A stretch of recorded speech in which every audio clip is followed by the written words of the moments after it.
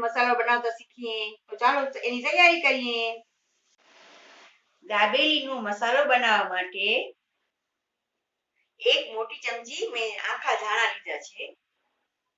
એક મોટી ચમચી મેં જીરું લીધું છે. એક મોટી ચમચી વરિયાળી લીધી છે. એક મોટી ચમચી મરી લીધા છે. બે મોટા એલચા, બે સ્ટાર ફૂલ, 6 થી 7 નાની એલચી, 15 થી 20 લવિંગ લીધા છે. બે તમાલપત્ર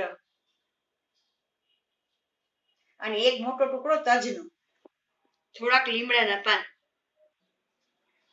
આ બધી મસાલા છે એને આપણે રોસ્ટ કરી નાખીએ. તેલ નહીં નાખવાનું, ખાલી એમ શેકી લેશું આપણે. હાલો તો આપણે હવે શેકી નાખીએ. હવે આ બધા મસાલા આપણે શેકી લેશું.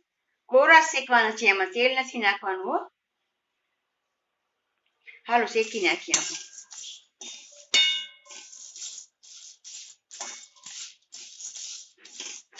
આપણા મસાલા શેકાઈ જશે ને ત્યારે એમાં બહુ સરસ સુગંધ આવશે.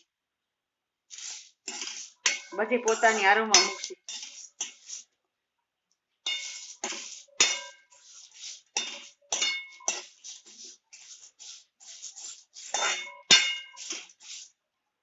આમાં આપણા લીમડાના પાન પણ નાખી દઈશું.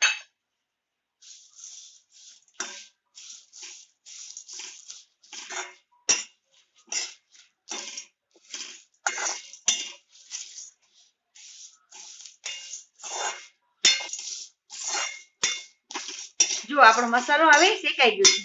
હવે આપણે ગેસ બંધ કરી નાખશું અને એને ઠંડુ કરવા રાખશું. જો આપણો મસાલો હવે ઠંડો થઈ ગયો છે. હવે આપણે એને જારમાં નાખી અને મિક્સીમાં પીસી લઈશું. મસાલો શેકી રાખ્યો હતો ને એમાં આપણે 5 ચમચી સંચર પાવડર, અડધી ચમચી નમક, 2 ચમચી જેવા આપણે કાશ્મીરી મરચું નાખશું. એમાં પછી આમચૂર પાવડર નાખશું. આપણે આ 2 ચમચી જેવો આપણે નારિયેળનું ખમણ નાખશું. આ સૂકા નારિયેળનું ખમણ છે.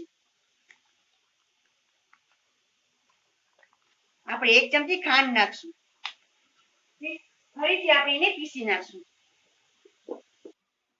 આપણો દાબેલીનો મસાલો બનીને તૈયાર થઈ ગયો. જો આપણો દાબેલીનો મસાલો બનીને તૈયાર થઈ ગયો, એના મદદથી આપણે દાબેલી બનાવશું.